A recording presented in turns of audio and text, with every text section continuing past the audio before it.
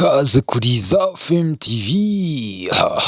uyu munsi nk'uko bisanzwe cya kigabo bita Kira kiba kidutayemo akantu, noneho inkuru ukuntu zaje uyu munsi zimeze we, n'ubwa mbere mu mateka nabona igisitari nk'iki cyansari, igisitari kivuga urukiga gikora gutyo ukabona irira riratakaye, ibintu by'isi sha ntiwabimenya, reba iki gikupure ukuntu kiri kurira, urebe n'iki ngiki ukuntu cyishimye rwose, ibintu biri hafi kwegerana we,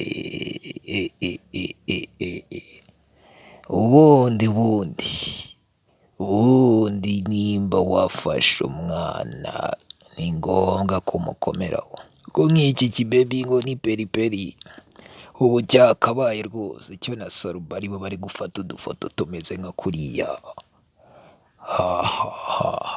ariko uri kubona ari hafi kubura intama n'ibyuma, ari Saruba ntamubonye, ari mwenyewe Kibamba nyiri gufata igihugu atarwanye Nsabimana, ntacyo kiri mu marira, hafi kiri buze gukuramo kano gakaruvati ubundi kikajugunye, ubu igisigaye ni uguhina ijisho rinete ikamanuka, ubundi bakajya mu marira bakarira bagahogora cyane, noneho ko na wa mukobwa wacu Nyamba asa n'uwakatiwe, iki gikobwa nacyo ngo ni peri kirishaka kumwigana, ahubwo sinzi uwazahirirwa nande,